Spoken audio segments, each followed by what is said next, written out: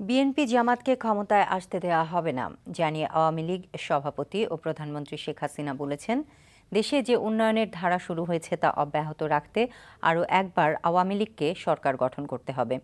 দলের ২০তম জাতীয় কাউন্সিলের দ্বিতীয় দিনের শুরুতেই কাউন্সিলরদের উদ্দেশ্যে রাখা বক্তব্যে তিনি এসব কথা বলেন। দীর্ঘ ৩৫ বছর দলের সভাপতির দায়িত্ব পালন করছেন জানিয়ে শেখ হাসিনা নতুন নেতা নির্বাচনের আহ্বান জানান। নজরানা চৌধুরীর রিপোর্ট। আওয়ামী লীগের ২০তম জাতীয় কাউন্সিলের দ্বিতীয় দিন ভোর থেকেই সম্মেলনস্থল ইঞ্জিনিয়ার্স ইনস্টিটিউশনে প্রবেশ করার জন্য হাজার হাজার কাউন্সিলর ভিড় করেন।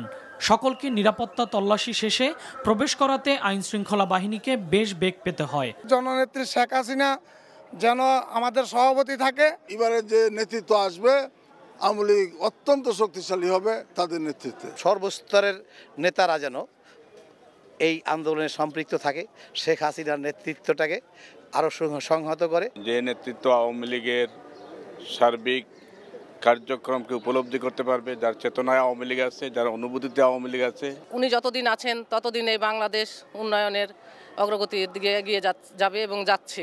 সুশৃঙ্খল নেতৃত্ব, যে নেতৃত্ব আমার দেশটাকে এগিয়ে নেবে, আরও এগিয়ে নেবে।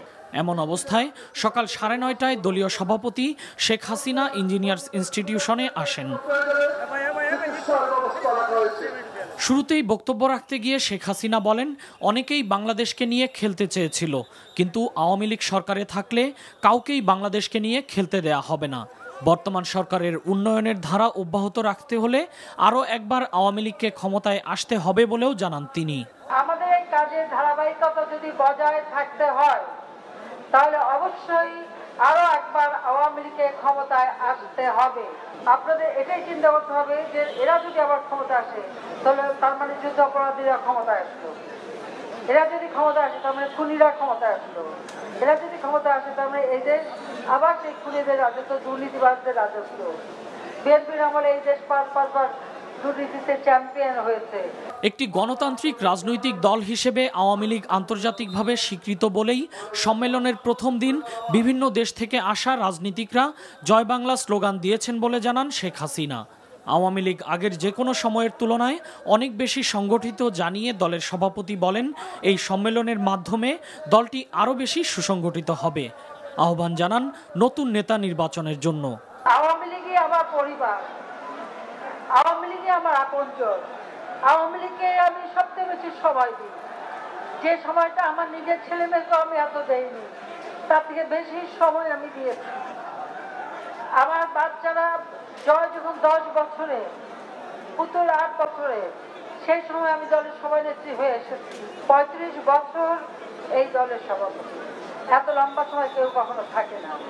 আমি চাই যে আমি জীবিত থাকতে থাকতে আপনারা নতুনভাবে নেতা নির্বাচন করে এই সংগঠনকে আরো গতিশীল করার চেষ্টা করবেন।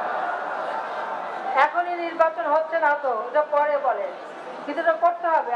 আমার বয়স 70 বছর হয়ে গেছে, আমি অনেক বৃদ্ধ হয়ে গেছি, এটাও মনে রাখতে হবে। দ্বিতীয় দিনের এই অধিবেশনে আওয়ামী লীগের বিভিন্ন বিভাগ ও জেলা পর্যায়ের নেতাদের বক্তব্য শুনবেন সভাপতি। আলোচনা হবে দলটির সংসদীয় বোর্ড পুনর্গঠন নিয়েও। দুপুরের বিরতির পর দলের নতুন কমিটি গঠনের প্রক্রিয়া শুরু হওয়ার কথা রয়েছে। নজরানা চৌধুরী, এনটিভি নিউজ, ঢাকা।